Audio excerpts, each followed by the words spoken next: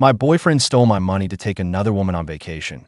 When I confronted him, he smirked and said, "Relax, you'll get over it." His friends laughed. She called me pathetic, but just days later, he was screaming on my voicemail, begging me to come back. Jordan and I had been together for a little over 3 years. We didn't officially live together, but pretty much felt like we did. He crashed at my place almost every night since his own apartment was a solid 40-minute drive from his job, while mine was only 15 minutes away. We'd had plenty of conversations about finally living together for real next year. Once my lease ran out, that was the plan, or at least I thought it was. Neither of us was rolling in money. Financially, we were both pretty average. We'd always split most things down the middle, whether it was dinner checks, groceries, or random little expenses. Honestly, I believe we had a solid and fair system going. For the past year and a half, I've been carefully setting money aside for when that next step came. My goal was to have enough for a deposit and the first month's rent on a better place for the two of us. It wasn't a massive amount, around $2,800, but it came from cutting corners wherever I could. I packed lunch instead of grabbing takeout. I gave up my daily Starbucks runs. I even picked up a few extra weekend shifts when they were available. Every dollar was a tiny step toward our future. Then, last Friday, I logged into my banking app to transfer a bit of that savings into my checking account. My car insurance was due, and as soon as the screen loaded, I nearly dropped my phone. My savings balance was only $267, not $2,800, not even close. At first, I honestly believed it had to be a glitch, maybe a bank error, or worse, someone had hacked into my account. I was in full panic mode. I called the bank immediately, and after verifying my identity, the customer service rep walked me through the recent transactions. That's when they pointed out a $2,550 cash withdrawal, made 3 days earlier. But I hadn't taken out any money, not a single dollar. The rep gently asked if anyone else might have access to my account. And that's when my stomach flipped. Jordan, he knew my phone passcode. I'd never hidden it from him. We always had what I thought was an open phone policy. He'd watch me enter my banking password 100 times. It just never occurred to me that he'd ever actually use it. I thanked the rep and ended the call. Then I checked the app security log. That withdrawal? It wasn't even digital. It was done in person at a bank branch all the way across town with my ID. Thing is, I hadn't stepped foot in that branch in months. So how? Jordan must have swiped my driver's license right out of my wallet, maybe when I was in the shower or asleep.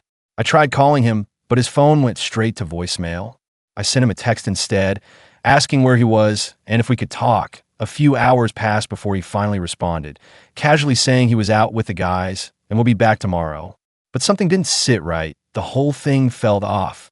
That night, I barely slept. My brain was running in circles, desperately searching for some kind of innocent explanation. Maybe there was an emergency. Maybe he was planning some wild surprise. I knew, deep down, I was lying to myself. The next morning, I did something I almost never do.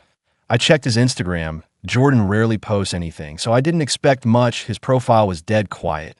But then I looked at his friend Ethan's stories. And that's when my entire world came crashing down.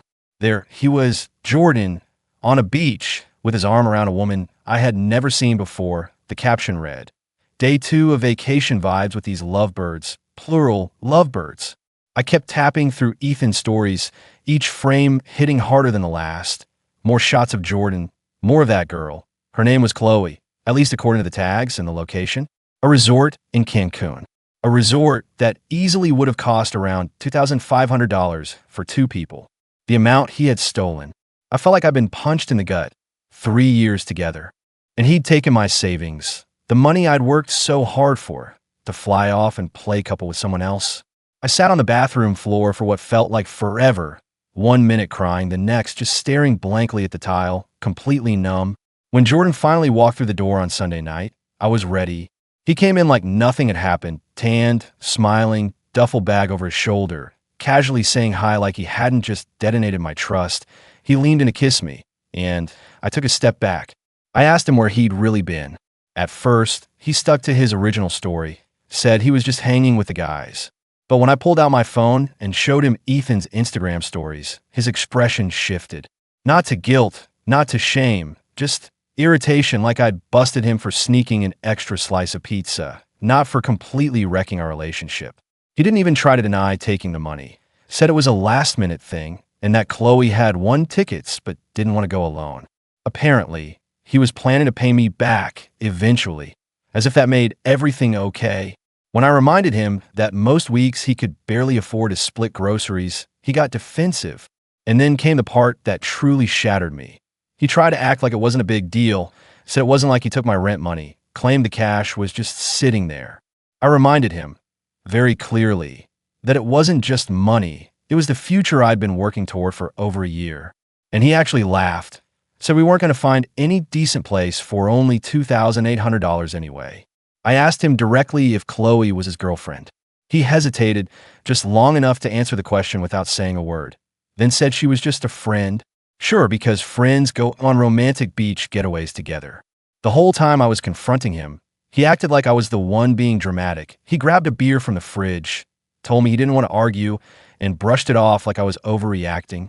When I flat out called him a thief and a cheater, he looked me dead in the eye and said, "Relax, you'll get over it." That was the moment it all crystallized.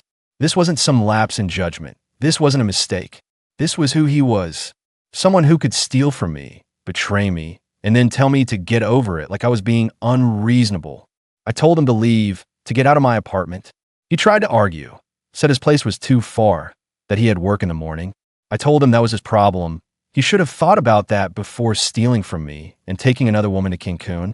And as he finally walked out, he had the audacity to mutter that I was being impossible, that I was making a big deal out of nothing.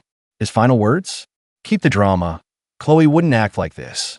The second the door closed behind him, I collapsed onto the couch, shaking. The past 2 days have been a blur. I feel like I'm drifting through fog, just trying to understand what the hell happened. I blocked him after he sent several texts accusing me of overreacting, told me I needed to calm down so we could talk like adults. I called in sick to work yesterday, and today I can barely eat. I keep checking my bank account, hoping maybe, somehow, the money will reappear, even though I know it won't. I don't know what to do now. Part of me wants to report him, go to the police, but we were together for 3 years, and even after everything, the thought of him being arrested makes me nauseous. Then I remember the way he looked at me and said, "You'll get over it." And that makes me feel sick in an entirely different way. I called the bank again this morning, hoping maybe there was something they could do now that I knew the full story. But since Jordan had access to my ID and already knew my passwords, they told me it wasn't technically fraud. Instead, they said it would be considered unauthorized use. And if I wanted to pursue anything, it would have to be a civil matter, not criminal. I felt like I was hitting a wall over and over again. So now I'm in damage control mode. I've changed every password tied to anything important. I'm opening a new bank account first thing tomorrow, and I've already scheduled a locksmith to come out and change all the locks. I don't really think he'll come back, not after everything. But then again, I'm realizing I don't know who he is anymore. Not really, and that's what scares me the most. I'm not even sure what I'm hoping to get from writing all of this. I think I just needed to let it out somewhere because it feels like I'm drowning and I don't know how to stop sinking. First update.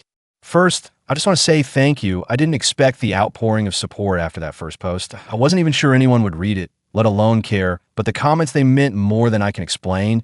They helped me feel a little less insane, a little less alone. A lot of people asked for an update. So here it is. It's been a full week since I kicked Jordan out of my apartment. Since I found out he stole the money I'd spent over a year saving, just to take Chloe on a getaway to Cancun. The first couple of days felt like a fever dream. I was barely functioning, crying randomly, skipping meals, and constantly checking my phone. Even though I'd already blocked him, some part of me kept expecting him to pop up anyway. Say this was all some huge mix-up, some dumb mistake. I guess denial is powerful when you're heartbroken. By Wednesday, I couldn't afford to keep missing work, so I dragged myself out of bed and went in. My coworker noticed something was off during lunch and gently asked if I was okay. I told her the bare-bones version, just enough to explain why I looked like I hadn't slept in days. She was horrified, properly horrified, and as weird as it sounds, it felt good, validating, even like maybe I wasn't being overly dramatic. That night, my phone buzzed with a text from an unknown number. It was Jordan. He'd borrowed his friend Cameron's phone to get around being blocked. His message just said, "We need to talk." I didn't respond. An hour later, another text came in. "You're being childish. It's just money. I said I'll pay you back." That was the final straw. I blocked Cameron's number too. Thursday passed quietly, but Friday? That's when everything went completely sideways. My friend Isabella had been bugging me all week to get out of the house, and on Friday, she finally convinced me to go grab drinks with her. She said I needed to stop marinating in the sadness and let real life remind me it still existed. And she was right. I've been doing nothing but going to work, coming home, and hiding under my comforter while binge watching TikTok and crying. We went to a downtown bar that does Friday trivia. At first, I was hesitant, but after a drink and a few bad guesses from Isabella during the music round, I actually started to feel not awful. But that didn't last. I got up to use the bathroom, and when I came back, I stopped dead in my tracks. Jordan was there. He was sitting across the room with Ethan, Cameron, and 3 other guys from their group. They hadn't seen me yet, but my stomach dropped the second I spotted him. I leaned down and whispered to Isabella that we needed to leave fast. But before we could make our escape, Ethan spotted me. And here he came, marching over with this smug little grin plastered on his face, loud enough for nearby tables to hear. He joked that I was still crying over my piggy bank, and that poor Jordan had been sulking all week because I overreacted. According to him, it wasn't like Jordan spent the money on drugs. It was just a vacation, he said, with a hot girl. Any guy would have done the same. I stood my ground, told him straight up that Jordan stole from me. Ethan rolled his eyes like I was being dramatic. By then, Jordan had seen us. He and the rest of his crew started making their way over, boxing us in like we were in some absurd confrontation scene from movie. Jordan acted like we just bumped into each other at the grocery store. Super chill, fake friendly, completely disconnected from the emotional nuke he'd dropped on my life. He kept saying I needed to unblock him so we could talk things out. I told him there was absolutely nothing to talk about. He stole my money and cheated. End of discussion. Cameron and one of the other guys chuckled behind him like it was all some kind of joke. Jordan's response? He admitted that taking the money without asking might have been wrong, but argued that it wasn't stealing because we were a couple, because what's yours is mine. Then he doubled down on the lie that Chloe was just a friend, that it wasn't even a romantic trip since Ethan and Cameron were there too, so apparently that made it okay. I reminded him that Ethan had literally called them lovebirds on Instagram. Ethan shrugged and mumbled that it was just a joke, and that's when I heard her. Chloe. She came up behind me, her voice laced with condescension. She asked if I was the one melting down over a few dollars. I told her he stole over a year of savings from me. She looked me up and down like I was a bug on her windshield. Then, in this syrupy, pitying tone, she called me pathetic for being so worked up over $2,000. I corrected her. It was $2,550. And I told her how long it had taken me to save it. She laughed, said that was even sadder.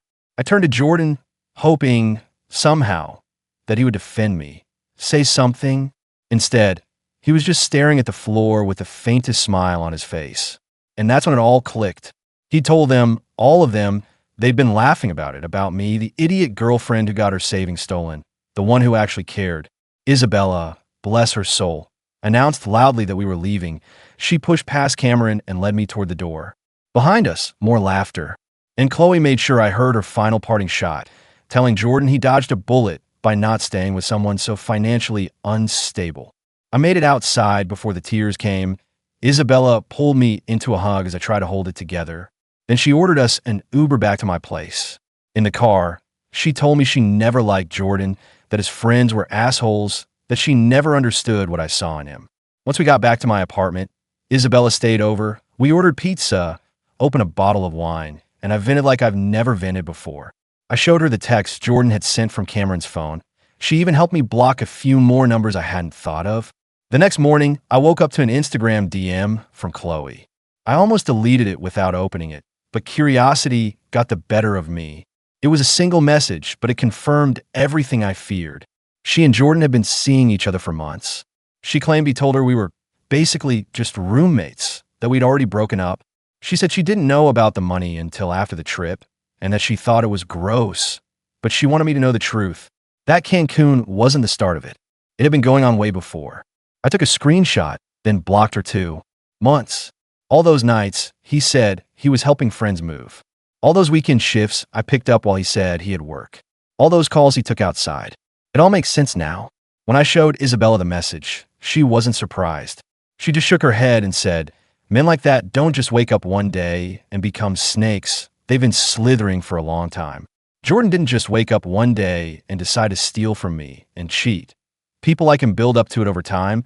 It's a pattern. That Saturday, Isabella and I sat down and made a plan. First, I called my landlord, explained the whole situation, and asked if I could change the lock since Jordan was never on the lease. Thankfully, they agreed and said they'd send someone out first thing Monday morning.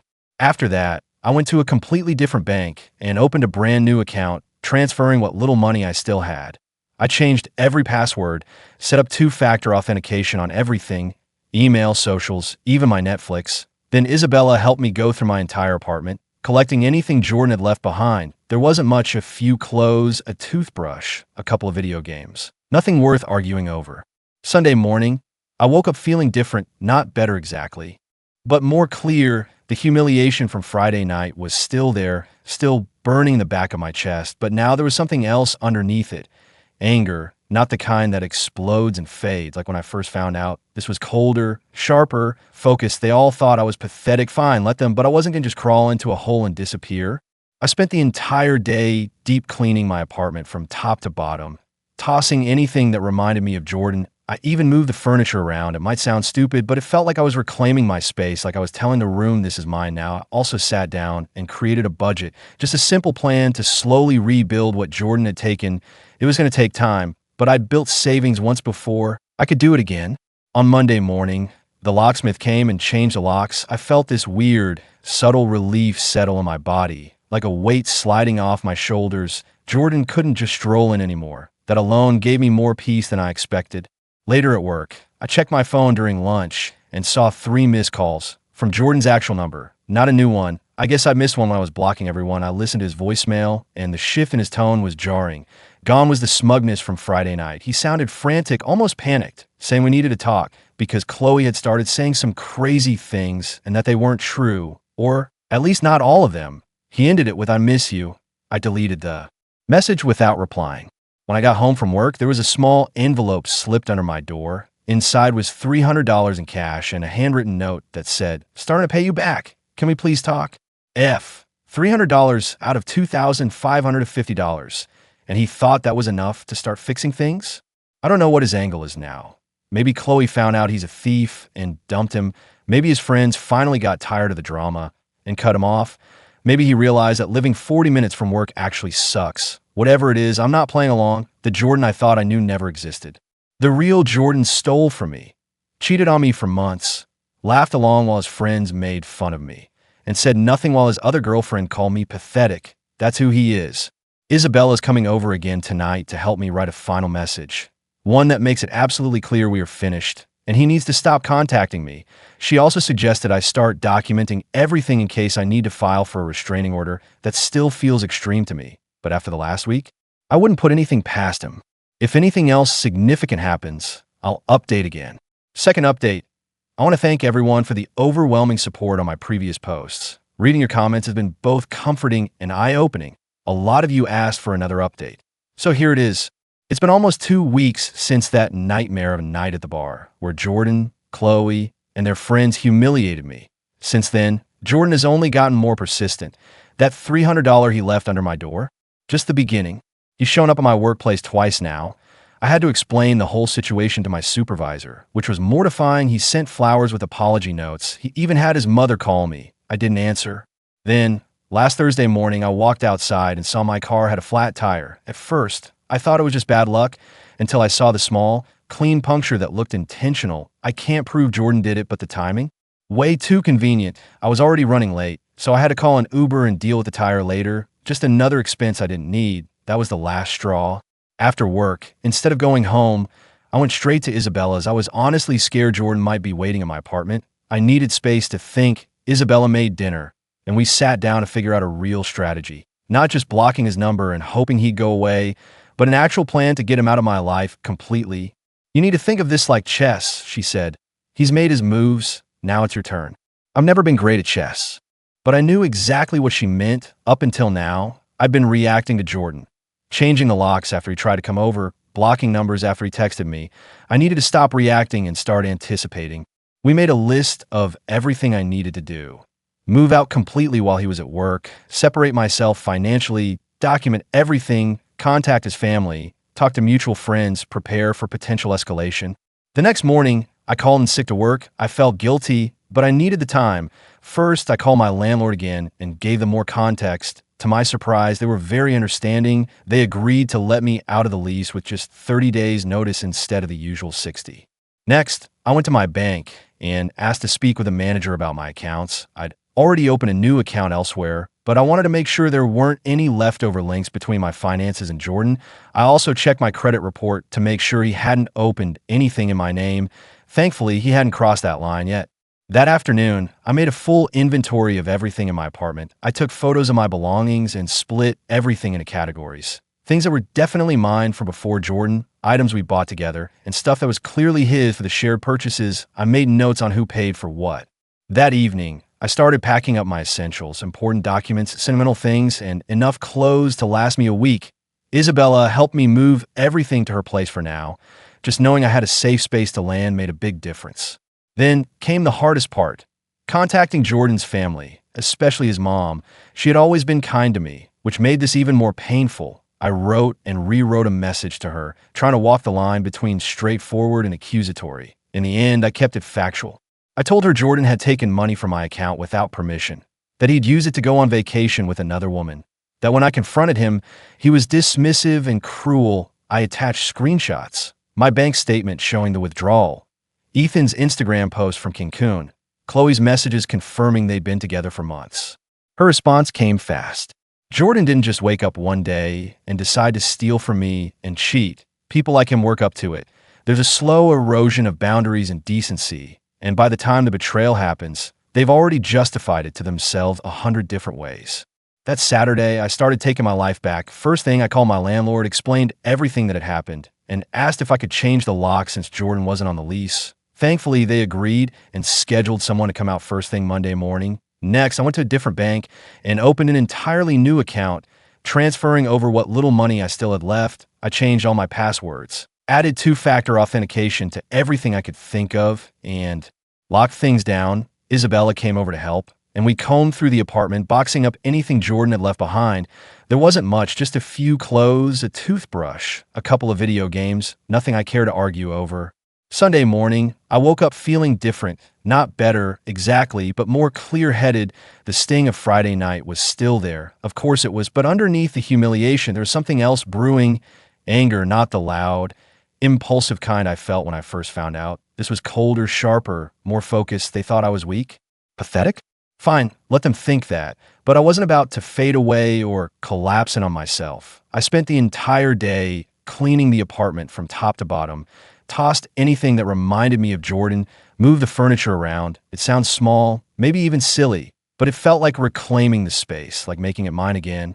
I even made a budget and started planning how to rebuild my savings. It would be slow, but I've done it before. I could do it again. Monday morning, the locksmith showed up and changed the locks. As soon as that door clicked shut behind him, it was like a weight had lifted from my chest. Jordan couldn't just waltz back in anymore. I went to work, and during my lunch break, I saw I'd missed 3 calls, not from a random number. His number I must have accidentally skipped blocking in the chaos. Against my better judgment, I listened to the voicemail. He sounded different, worried, even panicked. He said we needed to talk, that Chloe was saying crazy stuff, and not all of it was true. Then he said, "I miss you." I deleted it without responding. When I got home, there was a small envelope on the floor. Someone had slipped it under the door. Inside was $300 in cash and a note that just said, "Starting to pay you back. Can we please talk?" $300 out of $2,550. And he thought that would fix everything? I don't know what his angle is now. Maybe Chloe dumped him after finding out he's a thief. Maybe his little group of buddies got bored of the drama and left him alone. Maybe he's just realizing that living 40 minutes away from work isn't the dream life he imagined. Whatever the reason, I wasn't interested in playing along anymore. The version of Jordan I thought I knew, he never really existed. The real Jordan stole from me, lied to me, let his friends laugh at me, and stood by while a side chick called me pathetic. Isabella came by again that night to help me write out a firm, crystal clear message to send him. One that left no room for misunderstanding. We were done. He needed to stop contacting me. Period. She also suggested I start documenting everything in case things escalated and I needed a restraining order. That felt dramatic at first, but after everything, I couldn't rule it out. I'll post more if anything significant happens. But for now, I'm just trying to reclaim my life, one step at a time. Second update. First off, Thank you all so much for the overwhelming support on my earlier posts. Your comments have been both comforting and eye-opening. A lot of you asked for another update, so here it is. It's been nearly 2 weeks since the bar incident, since Jordan, Chloe, and their friends tried to humiliate me in public. Since then, Jordan has gotten even more persistent about contacting me. That $300 was only the beginning. He's shown up at my workplace twice now. I had to pull my supervisor aside and explain the situation, which was beyond mortifying. He sent flowers, apology cards, and even had his mom call me. I didn't answer. Then, last Thursday, I woke up to a flat tire. At first, I assumed it was just bad luck, but then I noticed a small puncture that looked suspiciously deliberate. I can't prove it was Jordan, but the timing definitely raised a few red flags. I was already late for work and had to call an Uber, adding yet another expense I didn't need. That was my breaking point. After work, instead of going home, I went straight to Isabella's. I was too shaken to face my apartment alone and needed space to think. She made us dinner, and we sat down to come up with a real strategy. Not just blocking him and hoping he'd stop, but a full plan to cut him out of my life for good. You need to think of this like a chess game, Isabella said. He's made his moves. Now it's your turn. I'm no chess master, but I got the point. Up to that point, I just been reacting, changing the locks after he tried to show up, blocking his number after he messaged. It was time to go on offense. So we made a list. Move out while he's working. Separate our finances completely. Document everything. Notify his family. Reach out to mutual friends. Prepare for possible escalation. The next morning, I called in sick to work. Not ideal, but I needed a day to start putting the plan into motion. I called my landlord again and explained the situation in more detail. To my surprise, she was incredibly understanding and let me break my lease with just 30 days notice instead of the usual 60. Next, I met with a manager at my old bank to make sure there were no lingering links between my account and Jordan. I also checked my credit report to be safe. Luckily, there were no surprises there. In the afternoon, I documented everything in my apartment, took photos, made an inventory.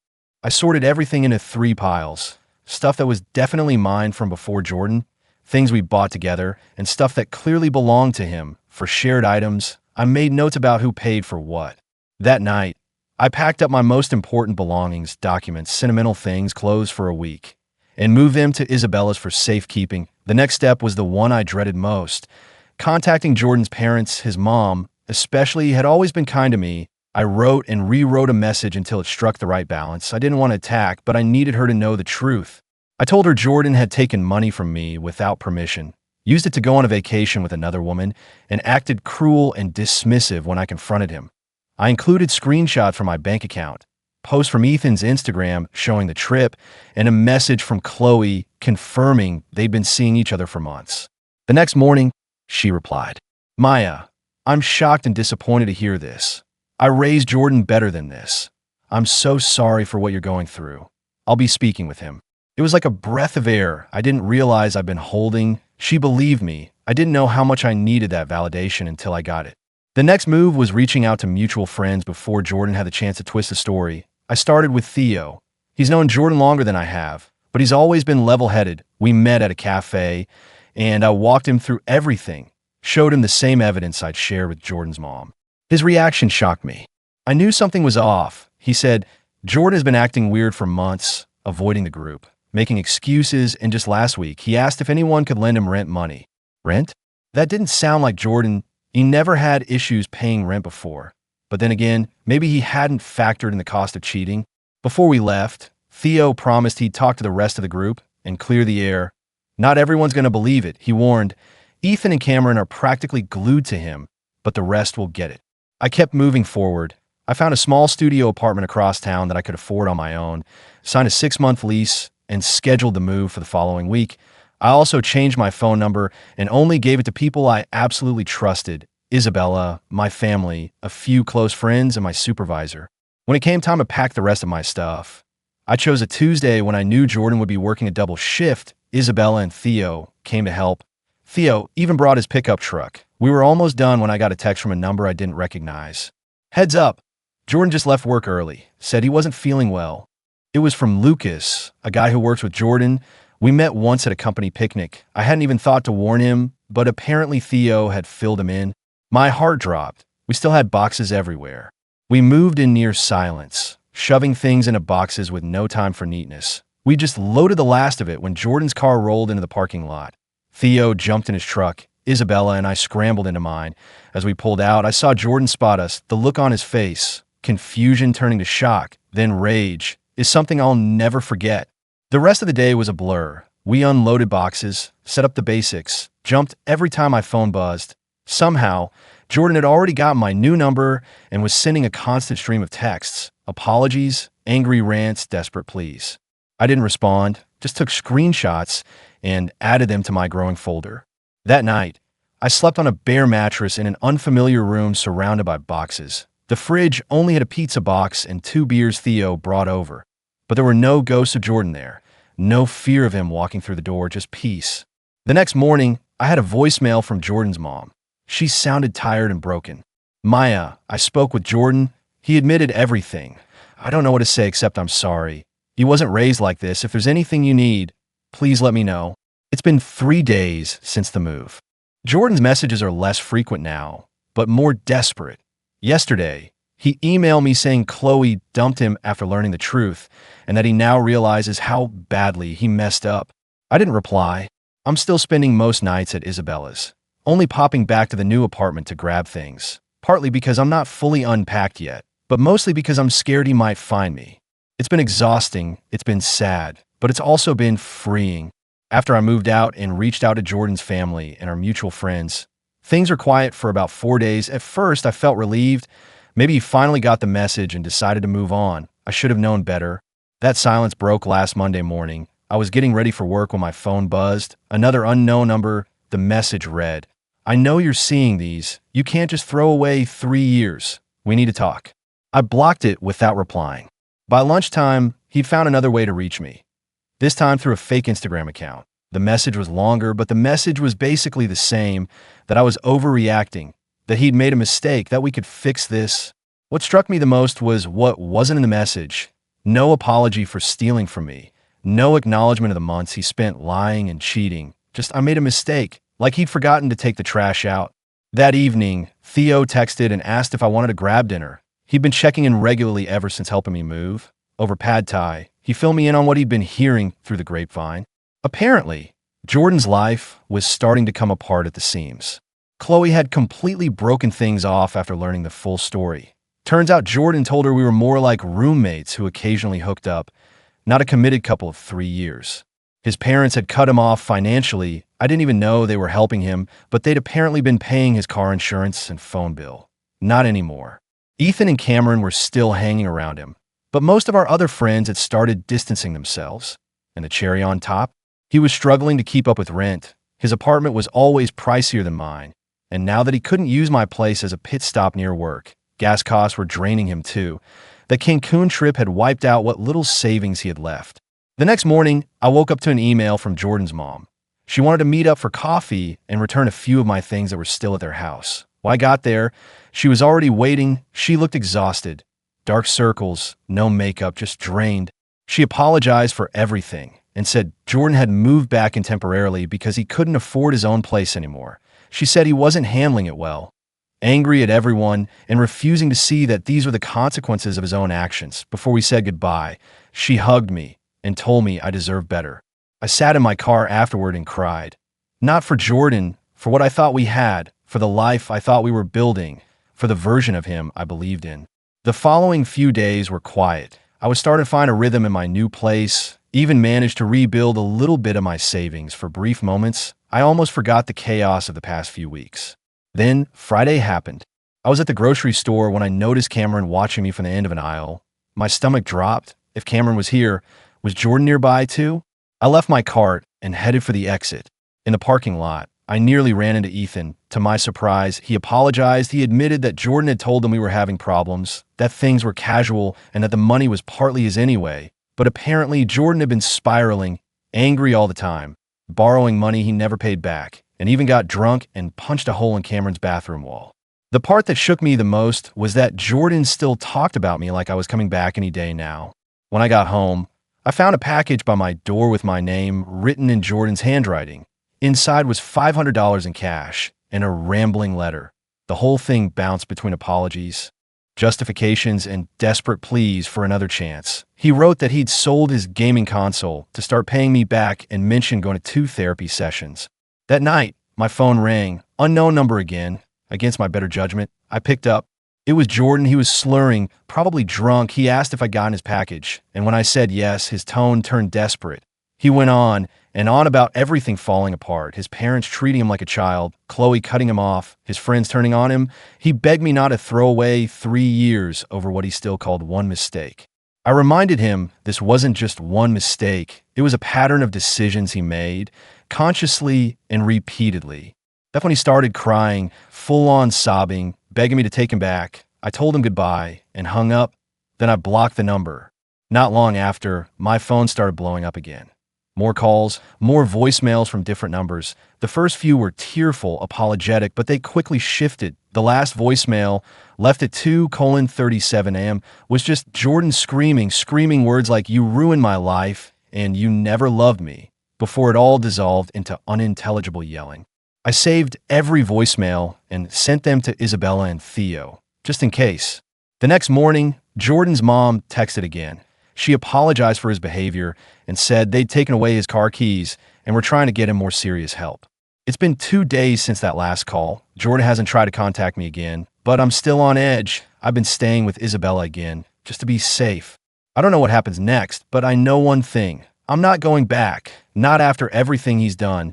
Not after hearing that voicemail.